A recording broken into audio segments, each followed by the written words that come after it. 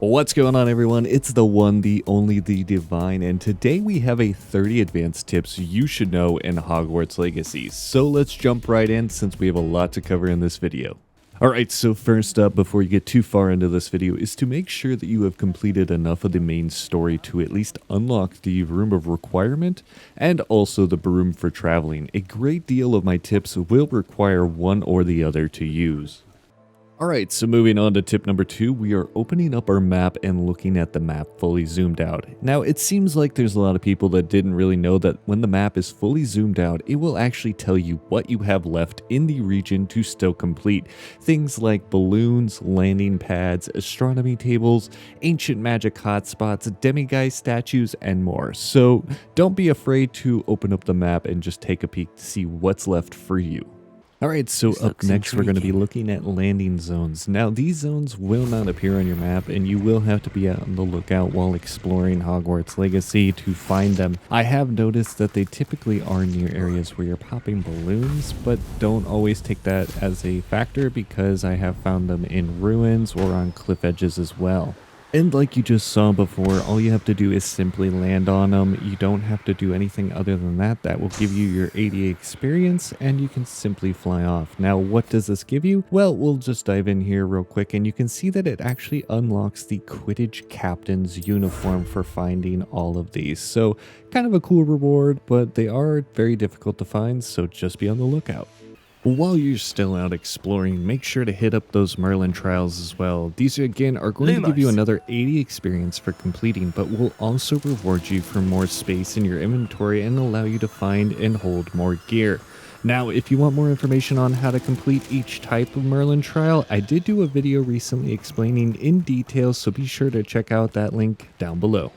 Alright, so another thing you're going to want to watch out for while exploring is the ancient magic spots. Now they're going to look like this on your mini-map, and I would say if you haven't done any of these already or you're just waiting to do these later on, at least do 2 of them first and then worry about the rest later. The reasoning behind this is that they actually reward you with more additional ancient magic meters. So instead of 2 charges, you'll be able to hold 3 after completing only 2 of these ancient magic spots. So if you haven't done it already, plan on doing it. It really is beneficial. So let's change gears here a little bit and discuss how you acquire money. Now this can go from a couple different ways between opening eye chests or, defeating enemies for just a little bit of gold.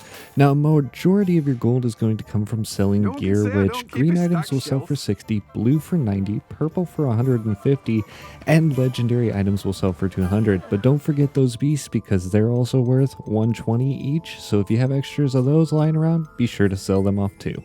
And since we're talking about vendors anyways, you can always find shops out and about on your adventures, so be sure to check out these shops since they can sell hard to find ingredients, potions, and even things like special versions of brooms like as you saw there. So if you have the extra cash to spare, these shops might actually be worth checking out. Now tip number 8 is somewhat self-explanatory, but I wanted to make sure people are looking at their gear that they get from looting and to be aware that upgrades come very quickly early on.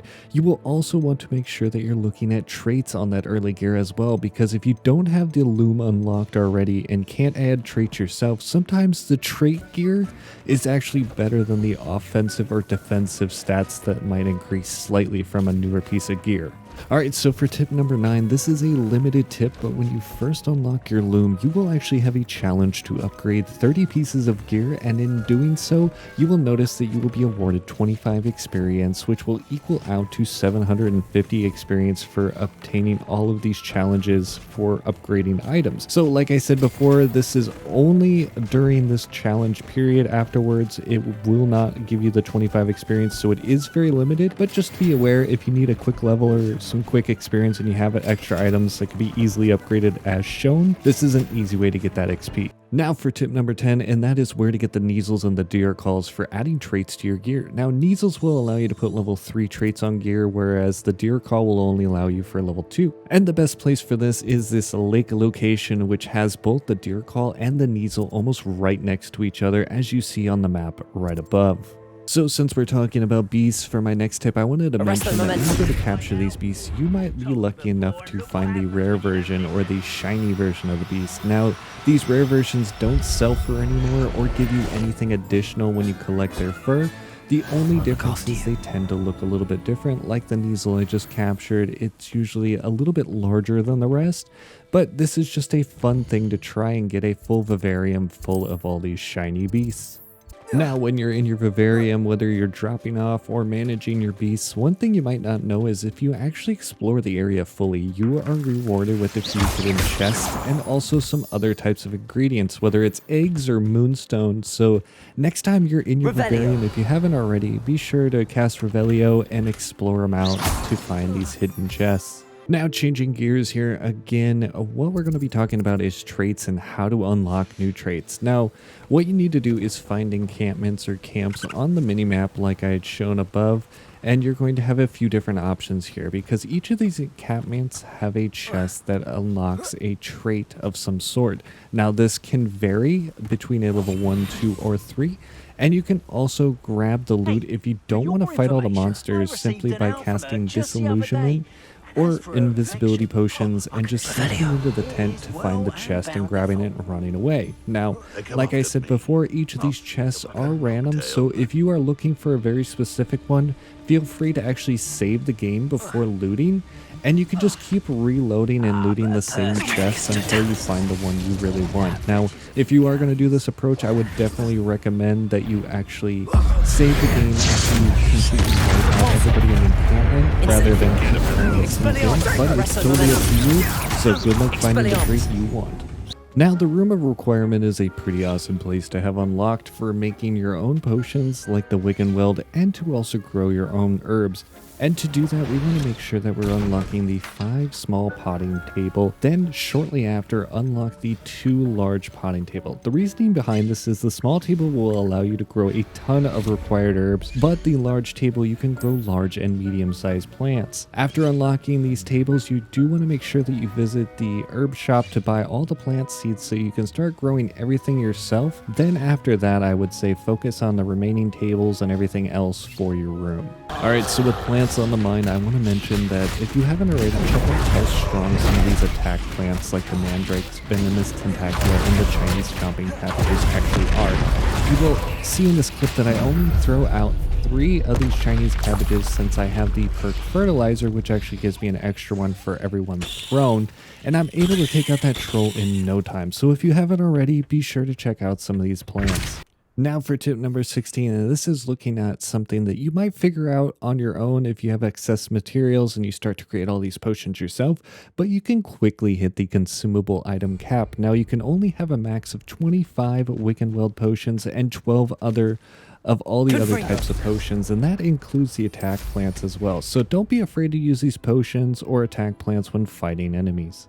Alright, so while we're still talking about potions, that brings me to my next tip, which is to purchase the hopping pots for free potions. These things are awesome, can give you a great amount of random potions and keep you toughed up and ready for the next fight. And if you do happen to get a potion that you're already full up on, just simply delete the hopping pot and re-add it, because unfortunately at this time there is no way to discard a ready potion option. Alright, so for this tip, we're going to be looking at invisibility potions. Now, I thought they were pretty pointless since we already have Disillusionment, which practically does the same thing by making you hard to see. But one of the great features of invisibility potions is that when you take them in the middle of a fight, it will actually cause the enemies to lower their shields. Now, it isn't always a guarantee, and it doesn't mean that every one of them is going to lower their shields, as you can kind of see in this video clip, but it is pretty helpful to get a quick sneaky attack off or wait for some of your spells to kind of reset on the cooldown so that you can start attacking again. So if you have, like I just got here, way too many enemies with way too many shields, it's kind of a neat little trick.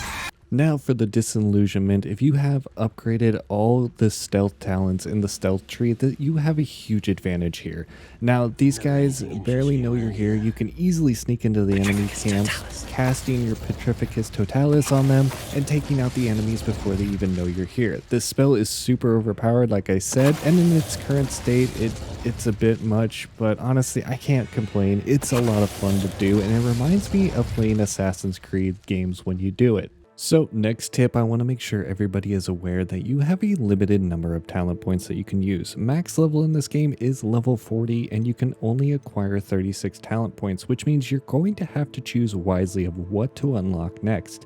Right now there isn't anything to reset your talent points, although in the game files there is reference to a potion, but this has yet to be released, so just be aware of this when speccing out your next build. For our next tip, we're going to be looking at combat. Now, when you're in combat, you're either going to see a prompt to protego or dodge out of the way of incoming attacks by an alert icon right above your head in either an orange or red. Now, I've seen many say that the time given is much too short, so as you just saw me do there, I went into my settings and actually changed my difficulty from normal to short. Now, doing so will actually give you an increased amount of time to cast one of these two protection things. So whether it's dodge or protego, you are giving an extended amount of time in story mode. As you can see here, it's almost like I have all the time in the world. Now this is really great if you want to learn what to watch out for before turning up your difficulty right back up. Now moving on to some broom tips. Now this first tip is for while you're on your broom, you have the ability to boost and to go a little bit faster, which is great to get to new areas of the map that you want to go. But the big problem with this is it's short-lived. Now you will notice if you go lower on the ground and hover right above a walk path or water, you will actually get an unlimited boost to use, which is super handy to get to those areas that are going to take a long flight. Now, since we're on broom tips, our next tip is going to be while you're flying around, be sure to cast Revelio once in a while so you can still loot while you're on your broom, which is super great to know. And one thing that you will notice is there's a lot of chests and items in high up places, so being able to just achieve and loot right off your broom is a super huge advantage, as you can kind of see here. So my next tip for the broom is actually the ability to auto fly. Now you can press Shift on the keyboard or press down L3 on the controller and it will actually enable you in an auto fly mode and you don't have to touch the controller or mouse or keyboard, which is pretty awesome. It's easy to do this when you need to go super far away. Maybe you're flying really high up and watching some show off to the side, so this is the perfect little feature to just like auto run in a single direction. Now for another tip is the broom you can dismount in the water from your broom and also call your broom from the water. So it's perfect for exploring these little like whirlpool spots that you dive down into to get some hidden treasure. So if you're ever out and about in the middle, you don't really want to go swimming all the way to the shore, you can easily call your broom to pick you up and just fly away. Now the last broom tip that I have is if you are falling a good chunk of distance, you can actually stop time by accessing your quick access menu. That's the menu that has all your potions and everything, and select your broom. And this will actually stop you from taking fall damage and you can simply fly away, which is pretty cool. Now for my next tip is if you're out and about adventuring, you may come across these tables. Now these are actually astronomy tables and you won't learn about them until you actually take your astronomy class. And that's when you can actually utilize them. These will give you another 80 experience points for completing, but they can be a little bit confusing if you haven't done your astronomy class just yet because you won't be able to use them at all. And there's no interact button until you've done that class. By now, casting Revelio is going to be a pretty common practice, and you can use that dinging sound most of the time to figure out where pages are hidden. But if you come across a page that you cannot find, head into the menus, go to accessibility settings, then turn on audio visualizer. Now this will actually put an icon on the screen itself to show you where the page is so you can better locate where you need to go to find these pages. Alright, so for tip number 29, for those of you who have chosen to create a male character in Hogwarts Legacy, you may notice that in the common rooms there is a staircase that you are unable to either go up or down. In my case, I can't go up this staircase, and that is because it is the female dorms. So the only way to actually get up those stairs is to create a female character. So just a little bit of information to know. All right, so tip number 30, and that is going to be going back to the beast in the Vivarium. Now, if you want to loot some fur, feathers, or whatever the beast is actually going to give you, and you keep putting them back in the bag, that does not allow for their cooldown timers to keep ticking down. So the only way for their cooldown timers to actually work is if they are freely running around your Vivarium. So just be aware of this. If you are constantly switching in and out of your beasts in your Vivarium, you may have to wait that extra little bit of time.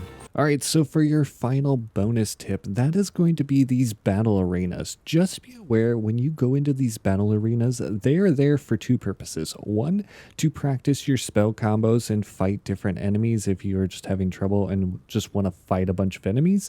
And the other is going to be to unlock the Rise to the Challenge achievement. You will not get any kind of a reward items or any kind of gold for fighting in these arenas, so it's just good to know. So there you have it. It is 31 advanced tips that I feel that every player who plays Hogwarts Legacy should know. Now, if you have any additional tips that you think should have been included in this video, I would love to hear about them in the comments section down below.